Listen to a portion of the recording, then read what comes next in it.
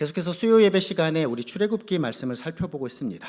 특별히 출애굽기의 뒷부분인 출애굽기 25장 이후의 말씀을 보면 성막 제작과 관련된 내용을 기록하고 있습니다. 우리가 계속해서 살펴보고 있습니다.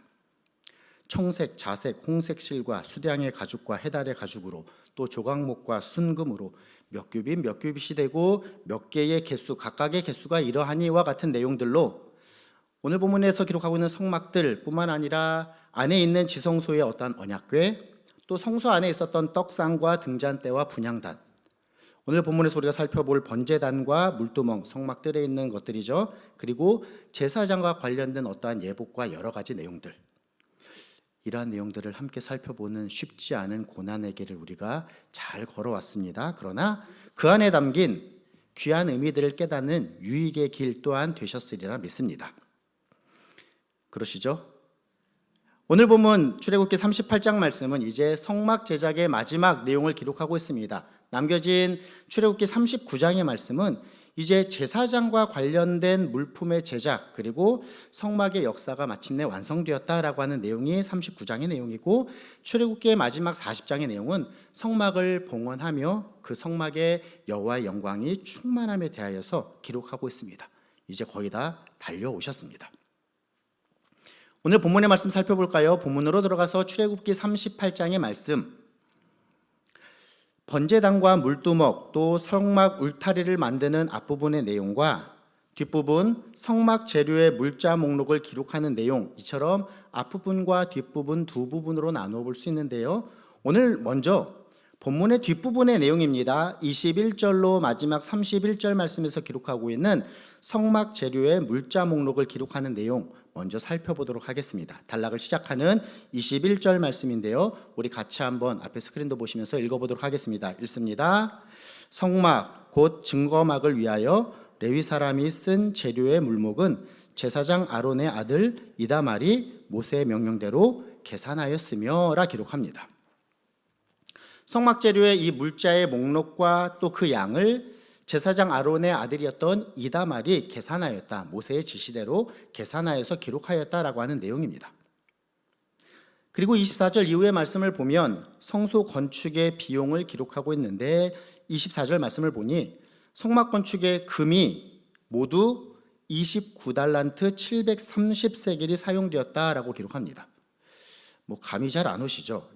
성소의 세겔이라고 하는 무게 단위가 고대의 단위에서 정확하진 않지만 보통 1달란트를 고대에서는 한 34kg 정도로 이렇게 계산을 하였습니다. 그러면 고대 방식으로 계산해 보면 29달란트 730세겔 어느 정도 될까요? 대략 1톤에 육박하는 양입니다. 1000kg. 놀라지도 않으시네요. 집에 얼마나 금이 있으시길래. 25절로 28절 말씀에서 기록하고 있는 은 또한 그렇습니다. 인구조사 때 계수된 자들 60만 3,550명이 생명의 속전으로 은을 반세겔씩 드린 것이다 라고 설명하고 있고, 모두 그 은의 양을 100달란트 1775세겔이 사용되었다라고 기록하고 있습니다. 조금 더 부수적으로 설명하고 있죠. 은 100달란트로는 성소의 널판 받침과 성소의 휘장 기둥 받침을 만들었다라고 기록합니다. 그리고 나머지 1775세겔로는 기둥의 갈고리, 또 기둥의 머리, 기둥 가름대를 만들었다라고 기록합니다. 100달란트 1775세겔, 3.5톤이나 되는 양입니다. 지금도 안 놀라시네요. 29절로 31절 말씀에서 놋의 양 또한 기록하고 있습니다. 놋은 모두 70달란트 2400세겔이 사용되었다라고 기록하고 있으며, 성소 휘장의 문 기둥 받침, 또 놋 제단, 놋 그물, 단의 모든 부속 기물을 만들었다라고 기록하며, 또 뜰 사면의 성막 포장의 기둥 받침들, 또 성막들 문의 휘장의 기둥 받침들, 또 성막 본체 말뚝들, 또 성막들의 사면의 포장용 말뚝 등을 만들었다. 이런 것들을 놋으로 만들었다라고 기록하고 있습니다. 70달란트 2400세겔, 놋의 양 또한 2.5톤에 육박합니다. 우리가 지금까지 쭉 살펴본 내용을 한번 정리해 보도록 하겠습니다. 성막을 제작합니다. 성막이 어떻게 제작되었죠? 모세의 지시에 따라서 또 부살렐과 오홀리압, 오늘 본문에서도 언급하고 있는데요. 부살렐과 오홀리압 또 지혜로운 마음이 있는 자들에 의하여서 백성들이 드린 예물, 35장의 29절 말씀 보면 백성들이 자원하여 들었다라고 기록하고 있고, 36장의 7절 보면 넉넉하여서 남음이 있을 만큼 이렇게 백성들이 드렸다라고 하는 그 백성들이 드린 예물로 제작된 것이 바로 성막입니다. 모세의 지시에 따라 부살렐과 오홀리압 또 지혜 있는 자들에 의하여서 백성들이 드린 예물에 의하여서 지어진 것이 바로 성막이다라고 우리가 정리해 볼 수 있습니다. 그런데 여기서 한 가지 생각해 볼 내용이 있습니다. 2008년의 8월 24일, 우리 성도님들은 무슨 일이 있었는지 기억도 안 나는 그날, 저에게 있는 딸아이가 태어난 날입니다. 주일이었습니다. 그날의 이야기는 말로 다 설명할 수 없습니다. 서울에서 자려고 누웠는데 아내가 출산을 할 것 같다라고 하는 생각에 이야기를 하더니 그 새벽에 무식하면 용감하다고 아내가 이렇게 다니던 처갓집이 있던 대구까지 이렇게 달렸습니다. 차 속에서 아마 진통은 당한 것 같습니다. 내려놓고 또 누군가에게 들어서 첫 아이는 늦게 나온다라고 하는 이야기를 듣고 나는 그러면 올라가서 주일의 사역을 다 마치고 오면 그때쯤이나 보겠거냐고 고속도로를 딱 탐과 동시에 장모님께 연락을 받았습니다. 어딘가? 그래서 고속도로를 탔습니다. 그럼 잘 다녀오게 하고 출발했는데 아내를 병원에 내린 지 1시간 만에 출산을 한 것입니다. 여차여차 이런 이야기들을 하려면 한도 끝도 없는데요. 말씀드리고자 하는 내용은 그날 사역하는 그 교회에서 한 목사님께서 저에게 다음과 같이 말씀하셨습니다. 이제 최강도사도, 그때는 이제 목사 안수 받기 2달 전인데요.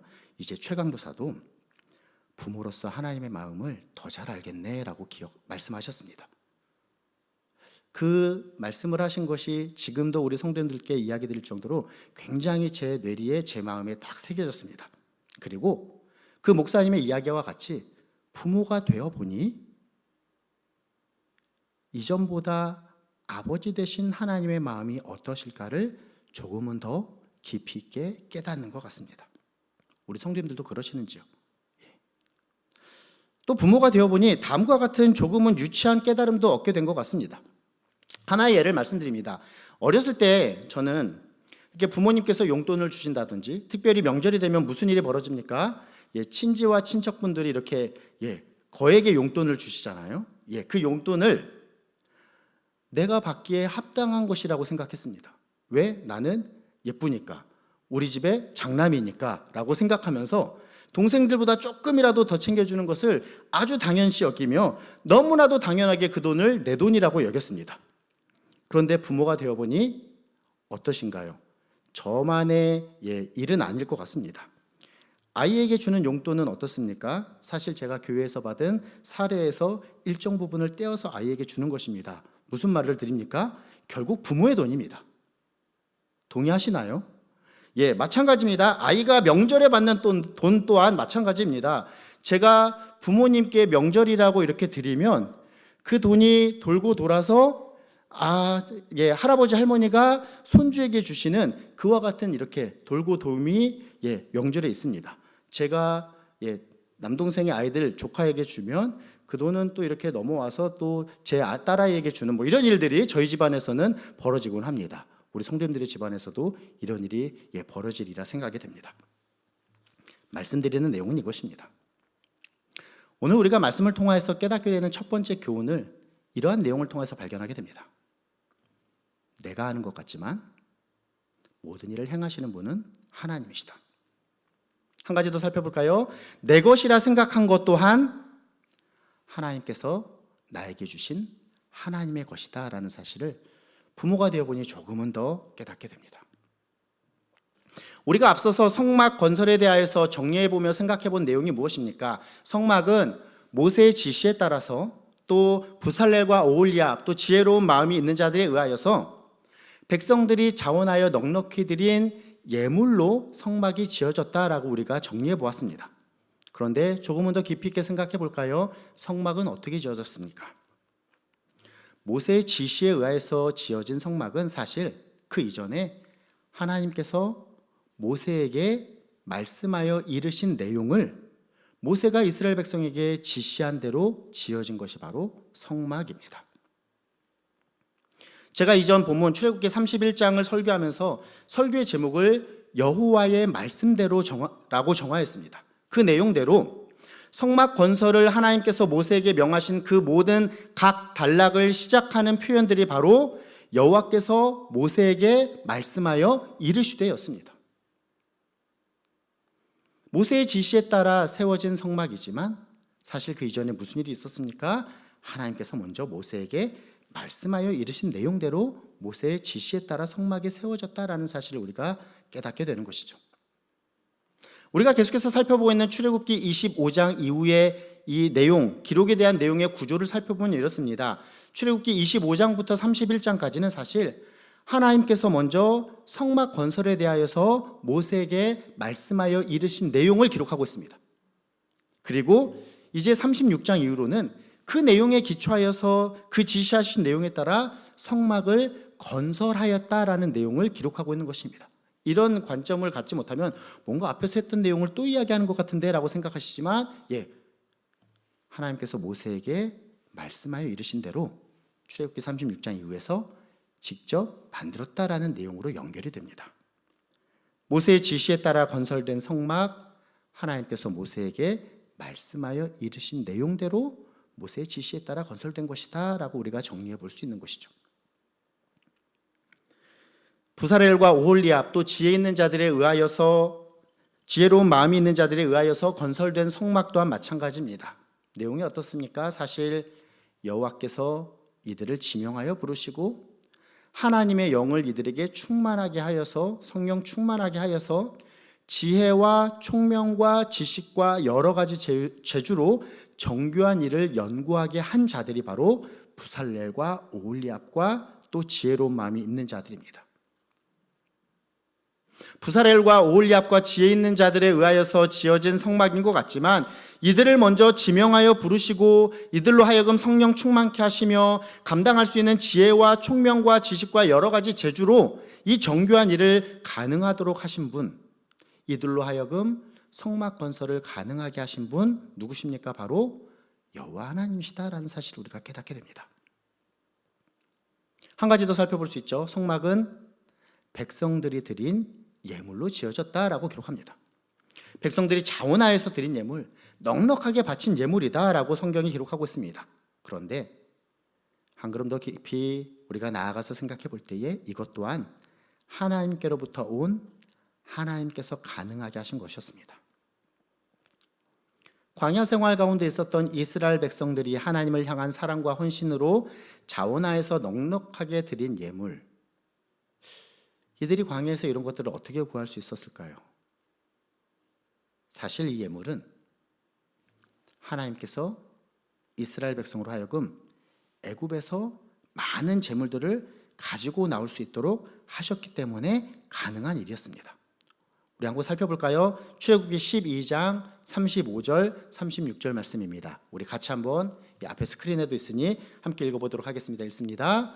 이스라엘 자손이 모세의 말대로 하여 애굽 사람에게 은금 패물과 의복을 구하매 여호와께서 애굽 사람들에게 이스라엘 백성에게 은혜를 입히게 하사 그들이 구하는 대로 주게 하심으로 그들이 애굽 사람의 물품을 취하였더라. 아멘.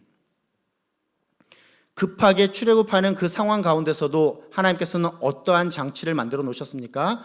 이스라엘 백성으로 하여금 애굽 사람에게 물품을 구하게 하셨습니다. 그리고 애굽 사람들의 마음을 하나님께서 만지셔서 이 이스라엘 백성들이 구하는 대로 다 가지고 나올 수 있도록 하셨습니다. 그 내용을 어떻게 연결합니까? 성막 건설에 백성들이 자원하여서 넉넉하게 드린 예물로 드려지게 되는 것입니다. 살펴본 바가 무엇입니까? 이처럼 성막 건설과 관계된 모든 것이 모세의 지시에 따라 부살렐과 오홀리압에 의하여서 백성들인 예물에 의하여서 진행된 것 같지만 이 모든 것이 전적으로 하나님의 은혜의 결과이다라는 사실을 우리가 분명하게 깨닫게 되는 것입니다. 오늘 본문 말씀을 통해서 우리가 살펴보고 있는 첫 번째 교훈의 내용이 무엇이었습니까? 내가 하는 것 같지만 모든 일을 행하시는 분이 하나님이시다. 내 것이라 생각한 것 또한 하나님께서 나에게 주신 하나님의 것이다 라는 사실을 우리가 교훈받습니다.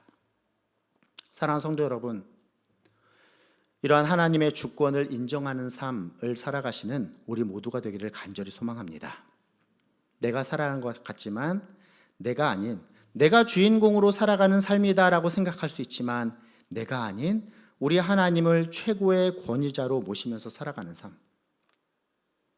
내가 계획하고 내 능력으로 내가 가진 것으로 나의 힘으로 살아가는 삶의 모습인 것 같지만 이 모든 일들이 사실은 하나님의 통치 아래 하나님의 계획하심과 능력으로 이루어짐을 인정하는 삶.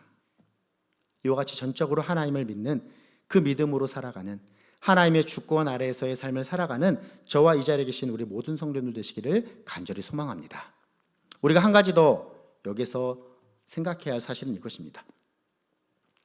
하나님의 주권이 있다고, 하나님께서 모든 것을 계획하시고 행하신다라고 하여서 나는 그러면 아무것도 할 수 없습니다, 또는 나는 아무것도 할 필요가 없습니다라고 생각해서는 안 된다라는 사실을 우리가 한 걸음 더 나아가 생각해 볼 필요가 있습니다. 제가 이전에 출애굽기 25장을 설교하면서 하나님께서 만나와 메추라기를 전적으로 이스라엘 백성에게 주신 것처럼 성막 또한 하나님께서 하늘에서 친히 만드셔가지고 이렇게 이스라엘 백성 앞에 떡하니 주셨으면 어땠을까라고 말씀드린 기억이 납니다. 기억이 안 나시죠? 예, 저는 말씀드린 기억이 납니다. 그리고 왜 하나님께서는 모세를 통하여서 이스라엘 백성으로 하여금 이 성막을 건설하도록 하셨을까요? 라고 질문을 던지며 말씀의 내용을 살펴보았습니다. 그 질문에 대한 답은 바로 이것입니다. 성막은 언약의 대상이 된 이스라엘 백성이 언약의 당사자 되시는 하나님 앞에 자발적으로 충성함으로 지어야 하는 것이기 때문이다라는 사실을 말씀드렸습니다. 성막은 언약을 맺은 당사자인 이스라엘 백성이 이 언약의 당사자가 되시는 하나님 앞에 자발적으로 충성함으로 지어야 하는 것이었습니다. 그래서 그 내용을 다음과 같이도 설명드렸습니다. 하나님께서 우리를 어떠한 로봇과 같은 존재로 만드신 것이 아니다. 영광 올려드려라 라고 하는 입력 버튼을 누르면 하나님께 영광 올려드리겠습니다 라고 하는 어떠한 자동으로 출력으로 나오는 그와 같은 존재로 우리를 만드신 것이 아니라 하나님께서는 우리를 하나님의 모양과 형상대로, 즉 자유의지를 소유한 존재로 만드셔서 우리로 하여금 하나님께 올려드리는 영광을 본연적인 영광으로 올려드릴 수 있는 존재로 우리를 만드셨다라는 것이죠. 왜 그렇습니까? 하나님의 형상대로 창조함을 받은 우리가 우리의 마음을 따라, 우리의 의지에 따라 자발적으로 드리는 참되고 진정한 영광을 받으시고자 하나님께서는 우리와 깊이 있는 이와 같은 관계를 맺으시고자 우리를 창조하셨습니다. 성막 안에 그와 같은 내용이 담겨 있습니다. 그렇습니다. 하나님께서 이스라엘 백성으로 하여금 성막을 건설하신 데에는 이와 같은 근본적인 이유와 목적이 담겨 있습니다. 하나님께서 이제 자기 소유 삼으신 제사장 나라요 거룩한 백성으로 삼으신 이 이스라엘 백성과 참된 교제를 나누고자 하셨기 때문입니다.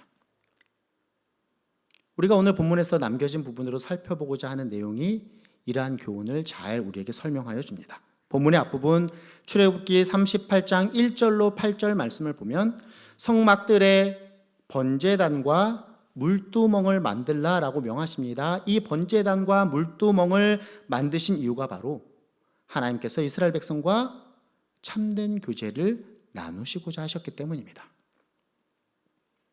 내용을 살펴보면 번제단은 이렇습니다. 하나님께 번제를 드리기 위한 제단은 가로 세로 5규빗 정도, 규빗 아시죠? 성인 남성의 팔꿈치부터 가운데 손가락 끝까지 한 45cm 정도로 보면 한 2.3m 정도 되고요. 높이는 3규빗 한 1.4m 정도 되는 조각목으로 만든 것이 바로 번제단입니다. 겉은 금으로 쌌습니다. 성소나 지성소에 있는 물품과는 달리 금으로 싼 것이 아니라 노수로 쌌습니다. 성막들에 있는 것이기 때문에.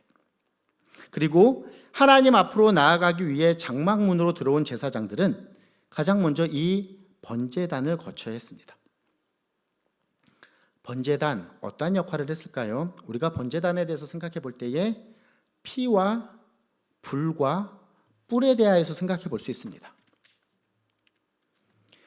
죄인들이 제물을 가지고 와서 그것을 번제단 옆에서 잡습니다. 그 제물의 핏뿌림으로 죄사함을 받습니다. 제사장은 이제 그 제물의 피를 번제단에 뿌린 후에 제물을 불로 태웁니다. 즉 하나님께 올려드린다라고 하는 의미를 갖습니다. 왜 이와 같은 과정이 필요할까요? 죄의 결과로 하나님과 우리 사이가 단절되었습니다. 하나님은 완전히 거룩하시기에 죄인들은 이 하나님 앞으로 나아갈 수 없는 존재가 되었습니다. 그런데 이 번제단에 바쳐진 제물을 흠양하신 하나님께서 죄인들의 죄를 용서하시고 다시금 하나님과의 교제를 허락하시며 의로운 자라 칭해 주시는 것, 이것이 제사에 담긴 의미입니다. 뿔 또한 의미가 있습니다. 제사의 과정을 거칠 수 없는 아주 급박한 상황에서 죽음을 피할 수 있도록 만든 것이 이 번제단의 뿔입니다. 하나의 예를 보면 이러한 이유로 열왕기상 1장에 보면 솔로몬보다 먼저 왕이 되고자 했던 아도니아가 있었습니다. 그런데 그 모반이 드러났을 때 아도니아가 어떤 행동을 취합니까? 솔로몬을 두려워해서 제단에 뿔을 잡고 목숨을 구걸하는 모습이 열왕기상 1장에 나옵니다. 번제단은 이처럼 피와 불과 뿔의 의미를 담습니다. 죄인으로 하여금 하나님 앞에 나아갈 수 있는 길을 열게 하신. 다음으로 물두멍 또한 마찬가지입니다. 제사장들이 사역을 감당하고자 손과 발을 씻는 곳이었습니다. 만약에 물두멍에 손과 발을 씻지 않고 성소로 들어가면 죽임을 당했습니다. 즉 제사장이라도 이 성결 예식을 행하지 않는다라고 한다면 하나님 앞에 나아갈 수 없다라는 것을 드러내는 것이 바로 물두멍입니다. 죄인인 우리는 이 죄 씻음의 과정이 필요하다라는 것을 우리에게 교훈하여 줍니다. 물로 행하여지는, 더해서 성령께서 행하시는 세례의 의미가 바로 이것입니다. 죄 씻는다라고 하는 의미를 갖습니다. 특별히 제사장들이 손과 발을 씻는 이 모습, 우리가 신약의 베드로의 모습을 좀 생각해 볼 수 있습니다.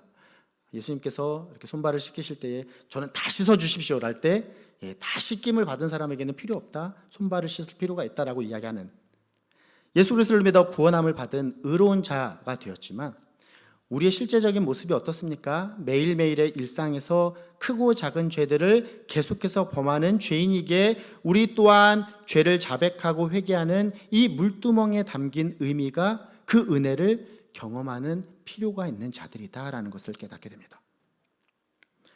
오늘 설교의 제목인 번제단과 물두멍에 담긴 의미는 바로 이것입니다. 죄로 인하여 하나님과 우리 사이가 단절되었는데 제한적으로나마 그 단절된 관계가 회복될 수 있었던 것, 그리고 성막을 통하여서 하나님과의 교제를 누리기 원하셨던 그 하나님의 마음이 이 번제단과 물두멍에 담긴 의미로 잘 나타나 이제 우리 또한 하나님 앞에 이와 같은 죄 씻음의 모습으로 날마다 나아갈 수 있는 존재가 되었다라는 것. 그러므로 우리가 오늘 본문 말씀을 통하여서 얻게 되는 두 번째 교훈은 바로 이것입니다. 번제단과 물두멍에 담긴 의미인데요, 죄인인 우리를 의인으로 세우셔서 아름다운 교제를 맺기 원하시는 우리를 향한 하나님의 은혜와 사랑을 우리가 교훈받게 됩니다. 번제단과 물두멍에 담긴 의미, 즉 죄인인 우리가, 하나님 앞에 나아갈 수 없는 존재였던 우리가 하나님의 은혜와 사랑을 받은 자로서 이처럼 하나님 앞에 나아갈 수 있는 자가 되었다라는 것이죠.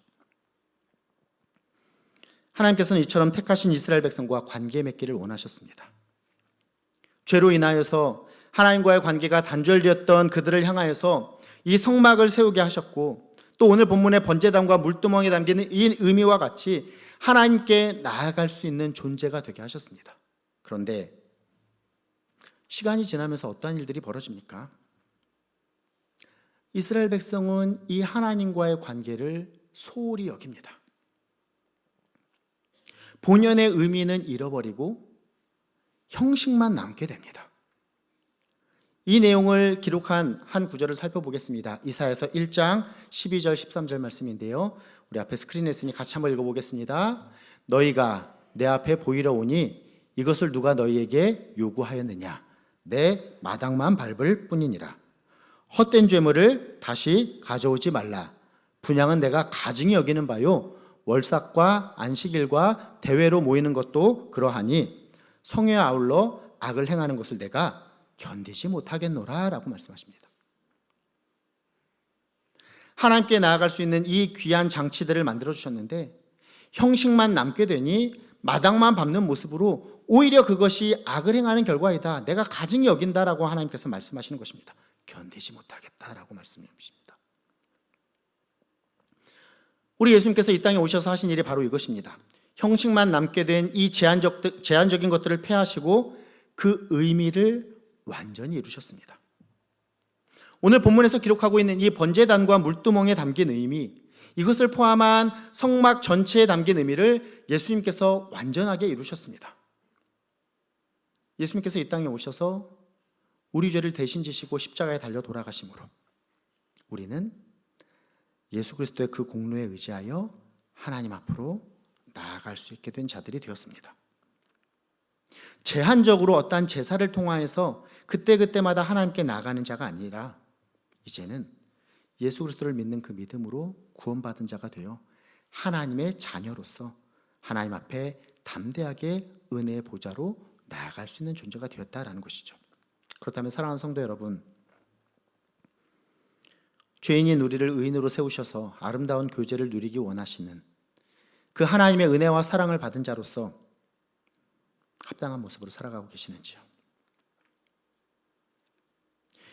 형식을 폐하시고 온전한 의미를 세우신 그 은혜 시대를 우리가 살아가고 있는데 그 귀한 의미를 풍성하게 누리면서 살아가고 계시는지요? 앞에서 살펴본 대로 혹여나 구약의 백성들처럼 형식만 남고 의미는 잃어버린 모습, 아니 어쩌면 더 심각하게 형식과 의미 모두 잃어버린 상태로 나는 그냥 신앙생활 잘하고 있다라고 하는 어떠한 일면의 영적인 착각 가운데서 살아가고 계시지는 않으신지요? 지난 주일에 담임 목사님 말씀을 통해서 우리는 예배에 감격 있는 교회라고 하는 주제의 말씀을 받았습니다. 우리와 교제하기를 원하시는 하나님 앞에 외적으로도 합당한 모습이어야 하며 더하여서 그 본연의 의미와 목적대로 내적으로도 온전히 하나님 앞에 예배하며 예배의 감격을 누리는 성도가 되어야 한다라고 하는 귀한 말씀의 교훈을 받았습니다. 그리고 3일이 지나 오늘 수요 예배로 하나님 앞에 나오셨습니다. 그와 같은 예배의 감격을 누리면서 예배를 드리고 계시는지요? 담임 목사님 말씀 가운데 특별히 제 마음을 울렸던 한 대목이 있습니다. 토요일의 영성에 대해서 말씀하신 대목입니다. 온전한 예배를 위하여서 우리가 외적으로 또한 내적으로도 준비된 모습으로 하나님 앞에 나아가야 한다는 것입니다. 저는 이 내용을 구약 시대에 살았던 한 사람을 예로 들어서 한번 설명해 보고자 합니다. 우리와 같은 이와 같은 은혜 시대가 아닙니다. 나아가고 싶을 때 담대히 하나님께 나아갈 수 있었던 그와 같은 시대가 아닙니다. 제물을 드림으로 제한적으로 하나님께 나아가서 어떻게든 하나님과 교제를 누리고자, 나의 죄를 씻음으로 교제를 누리고자 사모했던 한 사람, 그는 어떠한 모습이었을까요? 제사를 드리기 위하여서 제물을 준비해야 됩니다. 가축이었겠죠. 소나 양 아니면 염소나 어쩌면 그 자신의 어떠한 부의 기준에 따라서 새가 될 수도 있었을 것입니다. 그 사람의 마음 가운데는 다음과 같은 마음이 있었을 것입니다. 이 제물이 내가 지은 죄를 대신하여서 죽게 된다라고 하는 그 죄에 대한 참혹함, 그 죄에 대한 어떠한 제물에 있어서의 긍휼함의 마음이 그에게 있었을 것입니다. 무엇보다도 하나님께 드리는 제물은 어떠해야 한다라고 조건이 달려있죠. 흠 없는 수컷이어야 함이 일반적인 제물의 기준이었습니다. 그럼 이 제물을 드리러 나아가고자 하는 자에게서는 어떠한 모습이 있었을까요? 제사로 나가기 전에 내가 제물로 드리고자 하는 이 제물이 혹여나 흠이 없는지 눈도 한번 살펴보고 코도 한번 살펴보고 입도 한번 벌려보아서 이는 잘 있는지 손이나 발은 어떤지 몸에 있는 그 모든 부분들을 살펴보며 혹여나 어떠한 상처나 흠이 될 만한 부분은 없는지 잘 살펴보며 준비하는 모습이 있지 않았을까요? 우리에게 이와 같은 예배에 대한 준비, 사모함의 마음이 있으신가요?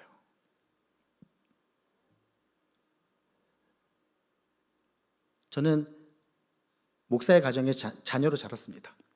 그냥 목사님 아들은 다 신앙생활 잘할 것 같다? 그렇지 않습니다. 여러 모습들 제가 굳이 설명드리지 않아도 우리 성도님들도 1년에 여러 안타까운 예들을 아실 것입니다. 그런데 저에게 있어서 감사한 것은 저희 부모님들께서 여러 신앙의 모범의 모습들을 보여주셨습니다. 특히 외적인 형식에 대한 많은 모습을 보여주셨습니다. 교회에서 사례를 받으시면 항상 새 돈을 막 이렇게 정리하셔서 헌금을 이렇게 모아놓으시는, 심지어는 그게 없으시면 주중에 꼭 은행을 다녀오셔서 하나님께 드릴 헌금은 항상 깨끗한 걸로 이렇게 드리려고 하는, 자연스럽게 저와 제 아내가 그러한 모습을 갖습니다. 저는 간절한 소망으로 제 딸아이가 그와 같은 모습을 지나가면서라도 보면서 영적으로 교훈받고 도전을 받기를 원합니다. 또 저도 그랬습니다. 어렸을 때 어떤 신발을 사든지 옷을 사게 되면 항상 주일에 예배 자리에서 먼저 입어야 한다라고 교육을 받았습니다. 라떼 이야기일지 모르지만 제 딸에게 저도 그렇게 이야기를 합니다. 그것이 하나의 신앙의 교육이요 교훈이 되고자 한다라는 마음이 있기 때문입니다. 어떠신가요? 우리를 구원하여서 교제케 하신 그 하나님의 은혜와 사랑에 대한 그 사모함, 그 감사와 감격으로 우리가 예배 자리로 나아가고 있습니까? 말씀을 정리합니다. 오늘 말씀을 통한 첫 번째 교훈은 이것입니다. 내가 하는 것 같지만 모든 일을 행하시는 분은 하나님이시다. 내 것이라 생각한 것 또한 사실은 하나님께서 나에게 주신 것이다 라고 하는 교훈입니다. 바로 하나님의 주권을 인정하는 삶에 대한 교훈이죠. 우리는 이 말씀을 너무나도 잘 알고 있습니다. 잠언서 16장 9절 말씀인데요, 우리 같이 마음에 새기면서 함께 읽어보도록 하겠습니다. 읽습니다. 사람이 마음으로 자기의 길을 계획할지라도 그의 걸음을 인도하시는 이는 여호와시니라. 아멘. 내가 누리는 모든 것들, 내가 지나온 모든 시간들, 우리가 찬양을 통해서 무엇이라고 고백합니까?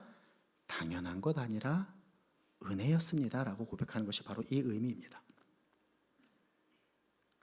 말씀을 통한 두 번째 교훈 또한 마찬가지입니다. 번제단과 물두멍에 담긴 의미, 죄인인 우리를 의인으로 세우셔서 하나님의 자녀 삼아 아름다운 교제를 누리기 원하시는 우리를 향한 그 하나님의 은혜와 사랑으로 우리가 이와 같은 자가 되었다. 그러하기에 그의 합당한, 그리스도인으로서의 합당한 삶을 우리가 살아가는 자가 되어야 한다라는 귀한 교훈을 받았습니다. 귀한 말씀 받았으니 이 자리에 계신 우리 사랑하는 모든 성도님들, 세상은 나 중심으로 살아가야 한다라고 이야기하지만 내가 주인공이 아니라 하나님이 주인공이십니다라고 하는 귀한 삶의 모습으로, 왜 그런 삶을 살아감이 가능합니까? 죄악 가운데 있던 나를 세워 하나님께서 자녀 삼아 주셨기에, 그 하나님의 은혜가 무엇인지를 알기에 그 은혜와 사랑을 고백하며 누리는 자로서 내가 살아가겠습니다라고 귀한 다짐과 고백으로 나아가시는 이 자리에 우리 사랑하는 모든 성도님들 되시기를 예수님의 이름으로 부탁드리며 축원합니다. 아멘.